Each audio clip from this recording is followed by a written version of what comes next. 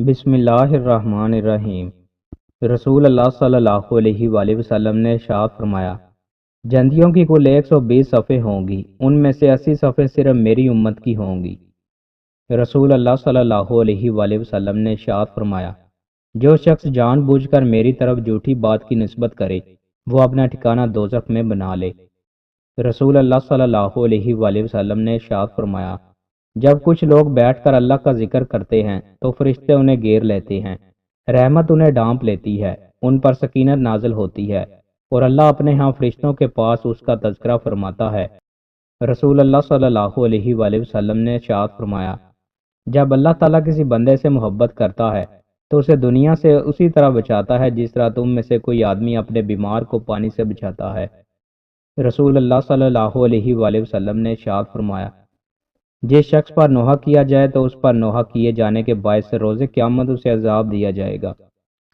رسول اللہ صلی اللہ علیہ وآلہ وسلم نے ارشاد فرمایا، جو شخص اپنی روزی میں کشادگی چاہتا ہو یا عمر کی درازی چاہتا ہو تو اسے چاہیے کہ صلح رحمی کرے۔ رسول اللہ صلی اللہ علیہ وآلہ وسلم نے ارشاد فرمایا، اگر انسان کے لیے مال کی 2 وادیاں ہوں تو وہ تیسری تلاش کرتا ہے، انسان کے پیٹ کو صرف قبر کی مٹی ہی بھرے گی اور اللہ توبہ کرنے والے شخص کی توبہ قبول فرماتا ہے۔ رسول اللہ صلی اللہ علیہ وآلہ وسلم نے ارشاد فرمایا، تم میں سے ہر شخص کو اپنی تمام ضرورتیں اپنے رب سے مانگنی چاہیے، حتیٰ کہ جب اس کے جوتے کا تسمہ ٹوٹ جائے تو اس کے بارے میں بھی اسی سے سوال کرنا چاہیے۔ رسول اللہ صلی اللہ علیہ وآلہ وسلم نے ارشاد فرمایا، سورہ بقرہ کی آخری 2 آیتیں ایسی ہیں کہ جو شخص رات کے وقت انہیں پڑھ لے تو وہ اس کے لیے کافی ہو جاتی ہیں۔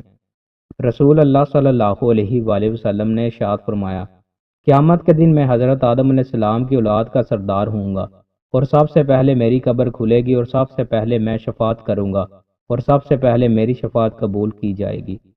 دوستوں، مزید اچھی ویڈیوز کے لیے ہمارے چینل کو سبسکرائب لازمی کریں۔ بہت شکریہ۔